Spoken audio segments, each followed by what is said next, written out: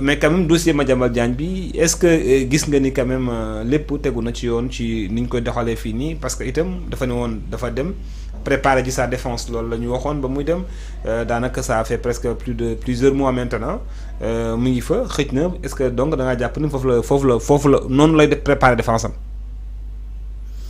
bon ni muy préparer défense am xaw na ma jaaxal man xaw na ma ëlëm parce que conditions yi mu demee alors que recevoir woon na notification ne bul dem je trouve que li jaadu woon mooy mu bañ a dem te ni mu demee c'est illégal parce que gis nga sax fi mu jaaree et cetera te jotoon nañ ko jox notification ba mu ñëwee ci aéroport ba ñu ne ko notification gi nii justice daf la soxla mu gaawantu jaar Gambie xaw ma lan dem quelque soit nu mu koy layalee comme def na lu illégal rek ci wàllu ni mu génnee c'est un grand problème beneen bi mooy léegi fi mu nekk nii dem na France taxul mu mën a am jàmm pour préparer parce que ba mu demee tamit nguuru Sénégal yónnee na fa bataaxal na leen nañ ko extrader kon fi mu nekk nii mi ngi ci tout le temps ay activités ah ñàkkul nag ne ñoŋal na ay documents wala yoo xam ne xëy na suñ ko woowee ci mu ñëw wuyu dana ko indi beneen bi aussi mooy comme dafa wax ne dama demoon préparer sama défense logiquement si on le prend au mot mën nañ jàpp ne ça ne doit pas lui poser de problème mu dellu si comme da doon préparer défense am dawul kon su fekkee da ngaa dellu si pour léegi défendre devant la te bu ñuy wax défense c'est devant la justice de son pays. mais bien sûr waay. kon logiquement. loolu la défense bu légal bi de en tout cas. mooy bu légal bi donc logiquement gisuma ban problème moo war a am ci soit mu dellu sil boppam foofu nag laa amee tuuti problème Ibrahima parce que j'ai l'impression que dynamique bi mu jël nii moom c'est pas dynamique gu dellu si parce que moom dynamique bu mu jël mooy dynamique gu su ñëwee ñu faagaagal ma dañ maa bëgg éliminer loolu la wax d'une façon ou d'une autre. loolu la wax même ci devant les juges français donc dañ kaa bëgg faagaagal question politique la il risque de ne pas avoir un procès équitable à Dakar parce qu'il y a des questions politiques yi nga xamante ne moom lañ ko collé donc pour dire que tout simplement que voilà. kon finalement Madiambal ne souhaite pas revenir en tout cas pas à court terme moyen terme pour se défendre parce qu'il considère que les conditions pour mu défendre ne sont pas réunies kooku donc waxam la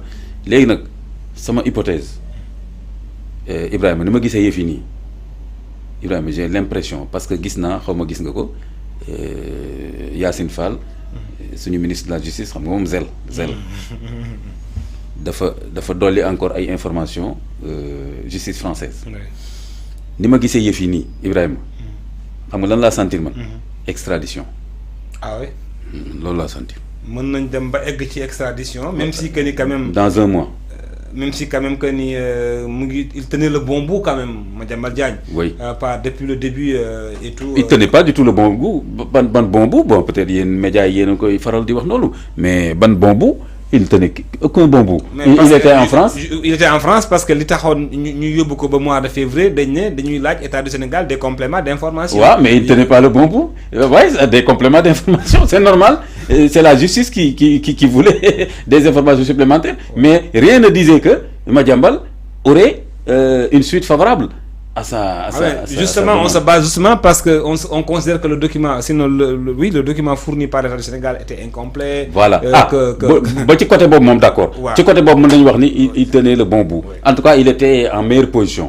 waaw ba ci côté boobu. mais léegi justice bi sénégalaise yónnee nañ ko et ça on peut compter sur Yacine Fall pour le faire quand même.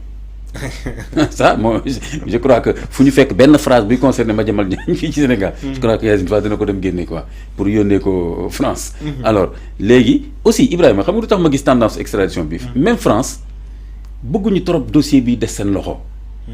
parce que sur le plan diplomatique France ci boppam bëggul encore engagé ak Sénégal ay problème parce que xam nga affaire bi. ci contexte ambassadrice France génne wax ci wax bu tàng pour wane ni ba de toute façon ñun France genre un peu. duñ comme yéen ngeen xam ni da ngeen di jaxase politique ak justice bàyyi leen def suñu liggéey je ne pense pas que bëgg nañ ci ñoom dépasser phase boobu léegi dañu bëgg demander waat ay information jox nañ leen information yooyu donc dans un mois xaw ma 3 semaines au mois de mars oui dans un mois presque ñu joxe le verdict définitif parce que bëgguñu affaire bi traîner seen loxo léegi ils ont suffisamment d'informations pour décider mais ni ma gisee les soutiens de Madiambal ak wax yeeg yëpp nii ak kii bi nii je pressens.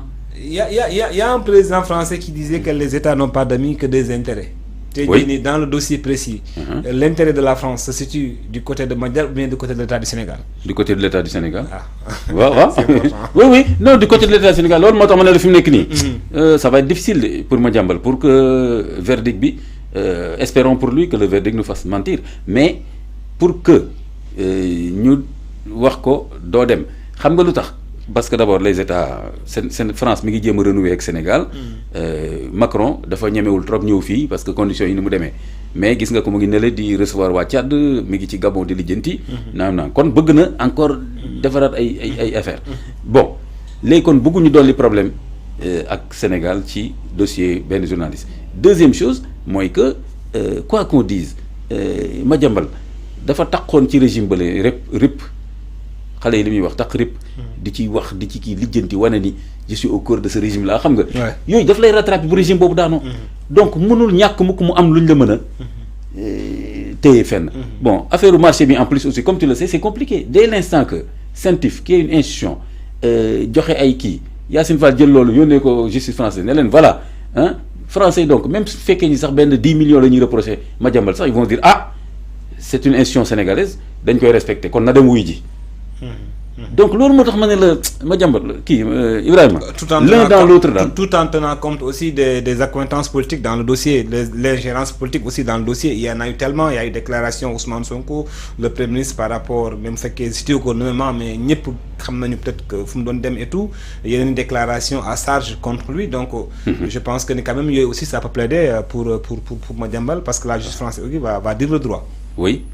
ça peut plaider donc ñoom. effectivement mën nañ tenir compte tout dépendra maintenant loolu ban poids lay am. ok par rapport ak traitement dossier bi ci boppam. ils peuvent dire lii ay influence la. oui. mais terewul nous considérons que la justice sénégalaise est indépendante et elle peut juger ce dossier-là. Malgré les inférences. Et je rappelle qu'aussi la décision finale revient au chef de l'État français et au Premier ministre et au ministre des Affaires étrangères ñoom ñooy ci seen loxo lay dossier bi di mujj ginnaaw bu ci justice pare. te ñooñu nag ay politique lañ. donc voilà. ñooñu ay politique lañ. donc voilà. donc loolu moo tax affaire bi dina metti ci Madiambal.